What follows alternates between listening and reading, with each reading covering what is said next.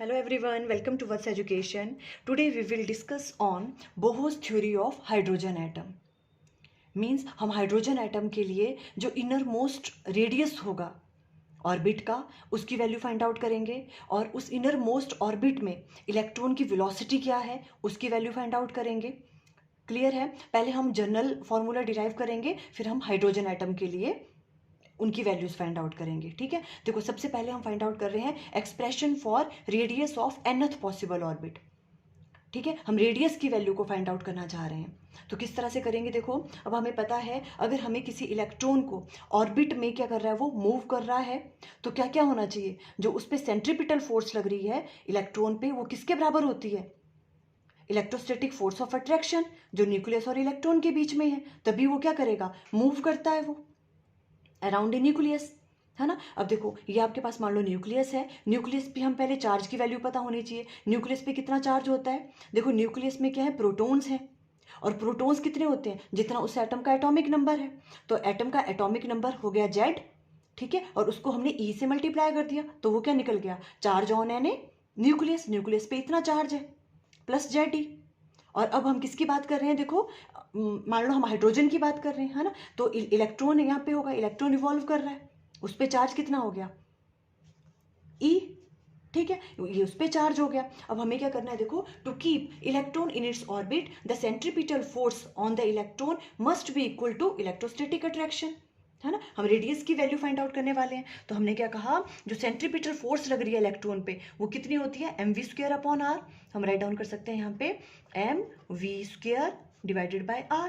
मान लो उस इलेक्ट्रॉन की वेलोसिटी v है और मास कितना उसका m, और ये रेडियस कितना उसका न्यूक्लियस से स्मॉल r. तो mv² divided by r mean centripetal force किसके बराबर होगी, इलेक्ट्रोस्टैटिक फोर्स ऑफ अट्रैक्शन. किस किस के बीच में, न्यूक्लियस और इलेक्ट्रॉन के बीच में. और उसको निकालने का फॉर्मूला क्या होता है, के की वैल्यू क्या होती है, 1/4πε0. हम के राइट डाउन कर रहे हैं, के Q1 Q2, देखो Q1 Q2 divided by r², यही वाली चीज होती है ना. तो अब यहां पे देखो, Q1 की वैल्यू कितनी है, ZE, और Q2 की वैल्यू कितनी है, E. इलेक्ट्रॉन रिवॉल्व कर रहा है उसके अराउंड. क्लियर? तो ये वाली वैल्यूज पुट करेंगे तो क्या आ जाएगी, देखो mv² divided by r equal to k Q1 आपके पास ZE, Q2 आ गया E divided by r². Clear ये वाली चीज, है ना. अब देखो, यहाँ से जो जो कट हो रही है, एक r से एक r कैंसिल आउट हो गया. क्लियर? अब यहाँ से अगर हम r की वैल्यू फाइंड आउट करें इस r की, तो कैसे फाइंड आउट करेंगे? देखो, क्रॉस मल्टीप्लाई ये और ये. तो देखो, r की वैल्यू यहाँ से कैलकुलेट करके आएगी r इक्वल टू, ये वाली चीजें वैसी रहेंगी. ठीक है, ये क्या है, KZE², ये वाली चीज, और ये इसके साथ मल्टीप्लाई होगा, है ना. तो r इक्वल टू ये वाली चीज mv² डिवाइडेड में आ जाएगा, यहाँ आ जाएगा mv², KZE² divided by mv². ये किसकी वैल्यू आ गई आपके पास, r की. इसे फर्स्ट का नाम दे दो, ये फर्स्ट इक्वेशन होगी आपके पास. क्लियर हुआ? सिंपल, हमने सेंट्रीपिटल फोर्स को किसके बराबर कर दिया, इलेक्ट्रोस्टैटिक फोर्स ऑफ अट्रैक्शन के बारे में के बराबर. तो यहाँ से r की वैल्यू ये वाली आ गई. अब हमें एक और चीज पता है, क्या है, बोहर क्वांटाइजेशन कंडीशन कौन सी थी, यहाँ पे राइट डाउन कर लो. क्या कर रहे हैं हम, Bohr's quantization condition for angular momentum. हमने अपने लास्ट वाले लेक्चर में अंडरस्टैंड की थी, है ना. वो क्या होती है ये वाली कंडीशन आपके पास, जो एंगुलर मोमेंटम है L, और L किसके बराबर होता है, mvr, angular momentum of electron. mvr किसके बराबर होता है, integral multiple of NH divided by 2π के, integral multiple of H divided by 2π. ये याद है आपको, है ना. यहाँ से भी r की वैल्यू फाइंड आउट कर लो. देखो सिंपल, यहाँ से हम अगर r की वैल्यू निकाल रहे हैं तो क्या आ जाएगी, NH डिवाइडेड बाय, ये डिवाइड में चला जाएगा, है ना. तो यहाँ आ गया 2πmv. इसे हम सेकंड का नाम दे देंगे. ये यहाँ से फर्स्ट निकाल दिया और यहाँ से ये सेकंड. ठीक है, अब फ्रॉम फर्स्ट एंड सेकंड, यहाँ राइट डाउन कर लो, फ्रॉम फर्स्ट एंड सेकंड, ये भी r equal to this one है, ये भी, तो इन दोनों को हम इक्वल बराबर कर सकते हैं, दोनों को इक्वल होगी ये थिंग्स, ठीक है। देखो यहीं पे करते हैं आगे। अभी यहाँ पे क्या आ जाएगी वैल्यू, देखो आपके पास इन दोनों को हमने इक्वल कर दिया, तो यहाँ आ जाएगा kz² डिवाइडेड बाय mv², ठीक है, इक्वल टू किसके बराबर आ जाएगा, ये वाली चीज NH डिवाइडेड बाय, ये ध्यान से देख लेना, ठीक है, ये N है, NH डिवाइडेड बाय 2πmv, हम इस तरह से राइट डाउन कर सकते हैं, ठीक है। अब देखो क्या क्या चीजें कैंसिल आउट हो रही हैं, m से m कैंसिल, एक v से एक v कैंसिल हो गया, ठीक है। यहां से हम v की वैल्यू फाइंड आउट कर लेंगे वेलोसिटी की, तो v इक्वल टू क्या आ जाएगा आपके पास, देखो v की वैल्यू के क्रॉस मल्टीप्लाई करेंगे ये और ये, ठीक है, तो ये पूरा मल्टीप्लाई में जाएगा, किस तरह से आएगा देखो सॉल्व करके, 2πkze² डिवाइडेड बाय, ठीक है, और ये वाली चीज होगी, है ना, तो ये वाली चीज आएगी, तो देखो क्या आ गया, डिवाइडेड किसके साथ हो जाएगा, ये n, और ये आ गया आपके पास h, NH, क्लियर। ये आपके पास किसकी वैल्यू आ गई, वेलोसिटी की, इसे हम इक्वेशन नंबर 3 का नाम दे देंगे। यहां तक क्लियर है, ओके। अब ये जो वेलोसिटी की वैल्यू है ये वाली, ठीक है, इसे हम पुट कर देंगे इक्वेशन नंबर 2 में, ये वाली जो है, जो यहाँ पे r की वैल्यू निकली थी ना बोहर क्वांटाइजेशन कंडीशन से, वहां पे हम इस v की वैल्यू को पुट कर लेंगे। तो देखो किस तरह से,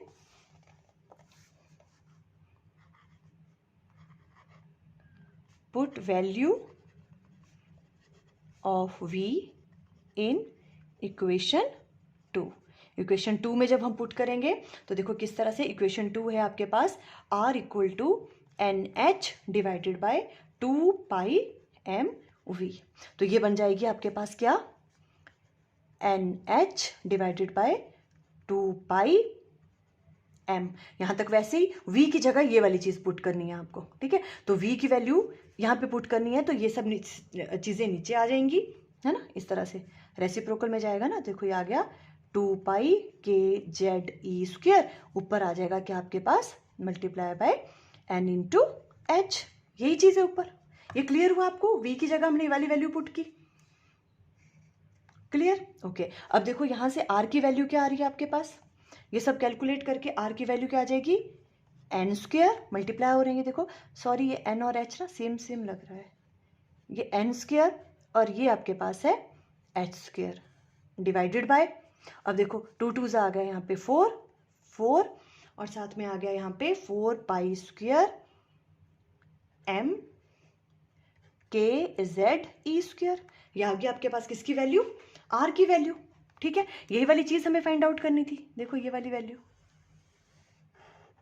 ये हो गया रेडियस ऑफ एन ऑर्बिट, ये है रेडियस की वैल्यू nth ऑर्बिट के लिए, ठीक है। अब हमें क्या करना है, देखो यहां से हम एक चीज तो पता लग रही है कि रेडियस जो है वो क्या कर रहा है, प्रोपोर्शन है किसके, n² के, देखो n² के डायरेक्टली प्रोपोर्शनल है, और n क्या है, प्रिंसिपल क्वांटम नंबर, है ना, रेडियस किसके डायरेक्टली प्रोपोर्शनल है, प्रिंसिपल क्वांटम नंबर के, तो देखो हम ये राइट डाउन कर सकते हैं, the radii of orbit is proportional to n² where n is the principal quantum number, इस तरह से हम रेडियस निकाल सकते हैं ऑर्बिट का, ठीक है। अब आपको फर्स्ट प्रिंसिपल क्वांटम के लिए निकालना है, मीन्स फर्स्ट ऑर्बिट के लिए निकालना है तो n की वैल्यू 1 हो जाएगी, सेकंड के लिए निकालना तो n की वैल्यू 2 हो जाएगी, है ना, और जितने भी जिस भी एटम के लिए निकाल रहे हो, है ना, वहां पे एटॉमिक नंबर की वैल्यू चेंज हो जाएगी यहाँ पे, क्लियर। क्या क्या किया, देखो हमने सिंपल सा, हमने क्या किया, जो सेंट्रीपिटल फोर्स है उसको इलेक्ट्रोस्टैटिक फोर्स ऑफ अट्रैक्शन के बराबर किया, यहाँ से आर की वैल्यू निकाली, बोहर क्वांटाइजेशन कंडीशन से ली हमने, वहां से भी आर की वैल्यू निकाली, कंपेयर किया,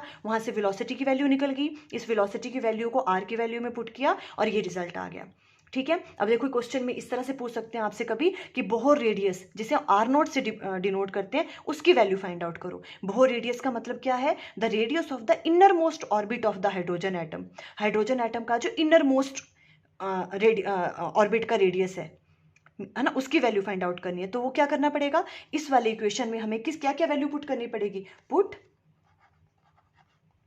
Z की वैल्यू क्या हो जाएगी 1, बिकॉज हाइड्रोजन का एटॉमिक नंबर 1 है, और हम फर्स्ट की बात कर रहे हैं तो प्रिंसिपल क्वांटम नंबर क्या होगा, बिकॉज हम फर्स्ट ऑर्बिट की बात कर रहे हैं इनर मोस्ट की, तो n इक्वल टू 1 हो जाएगा इन इक्वेशन 4, इसको हमने इक्वेशन नंबर 4 का नाम दे दिया, क्लियर है? ओके, तो यहाँ से वैल्यू पुट करेंगे तो देखो क्या क्या आ जाएगा आपके पास। आर की वैल्यू क्या आ जाएगी, एन की वैल्यू 1 पुट की तो यहाँ रह गया सिंपल आपके पास H square divided by 4 pi square M के, जेड की जगह 1 पुट किया तो 1 हो गया ये वाली वैल्यू।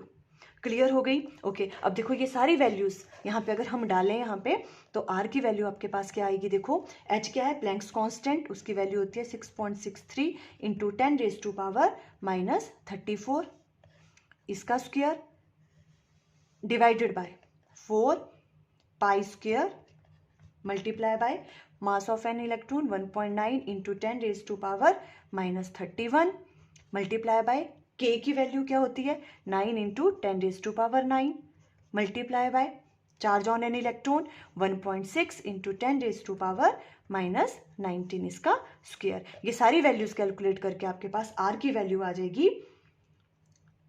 5.29 into 10⁻⁻11 metre. या तो आप इसको राइट डाउन कर सकते हो किस तरह से 0.53 एंगस्ट्रॉम। ठीक है, ये वाली वैल्यू आ गई आपके पास आर नॉट की। यहाँ आर नॉट की वैल्यू क्यों कर रहे हैं, बिकॉज हम किसकी बात कर रहे हैं, बोहर रेडियस की। ये वाली वैल्यू हो सकता है एग्जाम में इस तरह से भी क्वेश्चन आ जाए। ठीक है, तो आपको बस इस तरह से फाइंड आउट करनी है। क्लियर होगी वाली चीज? ओके, देखो ये तो रेडियस की बात हो गई। अब हमें स्पीड निकालनी है। वैसे तो स्पीड देखो हमने यहाँ पे निकाल दी थी, है ना, तो ये वाली वैल्यू है स्पीड की। क्लियर? तो देखो किस तरह से राइट डाउन करेंगे, स्पीड ऑफ इलेक्ट्रॉन। या तो आपको क्वेश्चन ऐसे भी आ सकता है, देखो ये भी इंपॉर्टेंट है, कभी कभी एग्जाम में ऐसे पूछ लेते हैं, show that the speed of electron in the inner most orbit of the hydrogen atom. Hydrogen atom के इनर मोस्ट ऑर्बिट में जो स्पीड ऑफ इलेक्ट्रॉन है वो कितनी है, 1/137 times the speed of light. ये चीज प्रूव करो। ऐसे भी क्वेश्चन पूछ सकते हैं। तो देखो इसमें आप कैसे करोगे, फ्रॉम इक्वेशन 3 देखो वही वाली जो हमने वेलोसिटी की वैल्यू यहाँ पे कैलकुलेट की थी, यहाँ पे वेलोसिटी की वैल्यू क्या आई थी, ये वाली चीजें आपको याद कर लेनी है। वेलोसिटी की वैल्यू है 2 pi k Z e square divided by n, ये आपके पास एच। क्लियर है ये वाली चीज? ओके, अब हम किसकी बात कर रहे हैं, हाइड्रोजन एटम के लिए। तो फॉर हाइड्रोजन एटम के लिए जेड की वैल्यू क्या आ जाएगी, 1 आ जाएगी, है ना। तो यहाँ पे जेड की वैल्यू 1 पुट कर दो। जब जेड की वैल्यू देखो हम 1 पुट करेंगे, v इक्वल टू यहाँ पे आ गया आपके पास 2 पाई के, जेड की वैल्यू 1 पुट कर ली तो 1 आ गया, यहाँ पे के ई स्क्वायर रह गया। ठीक है, और यहाँ पर क्या आ गया आपके पास n इंटू एच। अब देखो यहाँ पर हम क्या करेंगे, v इक्वल टू किसके बराबर आ जाएगा, देखो अगर हम यहाँ राइट डाउन करें 2 पाई के E square divided by H को यहाँ रहने दो, ठीक है, और यहाँ पे n इधर रहने दिया। ठीक है, तो देखो अगर हम c से यहाँ क्या कर दें, इसको डिवाइड भी कर दें तो मल्टीप्लाई भी करना पड़ेगा। c से c कैंसिल, हम ऐसे राइट डाउन कर सकते हैं, कोई प्रॉब्लम नहीं है ना। और यहाँ पे हम इसको राइट डाउन कर सकते हैं v equal to alpha into c divided by n. ठीक है, इस क्वांटिटी को हमने नाम दे दिया, ये क्या है, अल्फा। इस क्वांटिटी को कहते हैं, ये डायमेंशनलेस कांस्टेंट है और इसे कहते क्या है, फाइन स्ट्रक्चर कांस्टेंट, इस अल्फा को। तो देखो ये जो अल्फा है, द क्वांटिटी अल्फा 2 पाई के E square divided by C H, ठीक है, is a dimensionless constant and is called fine structure constant, इसको हम कहते हैं अल्फा को। और जब इस अल्फा की वैल्यू को देखो, ये वाली अल्फा की वैल्यू है, जब ये पूरी वैल्यू हम कैलकुलेट करेंगे तो अल्फा की वैल्यू क्या आ जाएगी, देखो आपके पास ये क्या है, आपके पास 2 पाई मल्टीप्लाई बाय के की वैल्यू क्या होती है 9 into 10⁻⁹, charge on electron 1.6 into 10⁻⁻19, इसका स्क्वायर करेंगे। क्लियर? डिवाइडेड बाय c की वैल्यू वेलोसिटी ऑफ लाइट कितनी होती है 3 into 10⁸, multiply by Planck's constant 6.63 into 10⁻⁻34। जब आप कैलकुलेट करोगे तो उसकी वैल्यू आएगी 1 डिवाइडेड बाय 137। ठीक है, तो अब यहाँ से हम राइट डाउन कर सकते हैं, देखो v इक्वल टू, v किसके बराबर था, alpha into c divided by n. ठीक है, तो यहाँ से अब हम कैसे राइट डाउन कर सकते हैं, देखो इस चीज को, अल्फा की जगह क्या आ जाएगा 1 डिवाइडेड बाय 137, ये वाली value, into c divided by n, इस तरह से, है ना। तो देखो v की वैल्यू क्या आ गई, 1 divided by 137 c divided by n, ये वाली वैल्यू आ गई, है ना। अब हम किसकी बात कर रहे हैं, फर्स्ट ऑर्बिट की। फॉर हाइड्रोजन एटम में ही किसकी बात कर रहे हैं, फर्स्ट ऑर्बिट की बात कर रहे हैं। For first orbit, first orbit में प्रिंसिपल क्वांटम नंबर n की वैल्यू क्या होगी, 1, तो n की वैल्यू 1 पुट कर दो, तो v इक्वल टू आ गया 1 डिवाइडेड बाय 137 इंटू सी। तो यहाँ पे वेलोसिटी की वैल्यू आ गई c डिवाइडेड बाय 137। देखो यही चीज हमें प्रूव करनी थी, ये वाली चीज जो वेलोसिटी है। देखो शो दैट, क्वेश्चन देखो, show that the speed of electron in the inner most orbit of hydrogen atom is 1/137 times the speed of light. इस तरह से आप प्रूव कर सकते हो अगर ये क्वेश्चन आता है एग्जाम में। ठीक है, ये इंपॉर्टेंट है, आपने अच्छे से देख लेना है। ओके, आई थिंक आपको अंडरस्टैंड हो गया। देखो मैंने कैमरा थोड़ा ऊपर किया है ताकि आप एक बार में पूरा स्क्रीनशॉट ले सकें इस तरह से, और ये आपके पास नेक्स्ट है। Okay, thank you.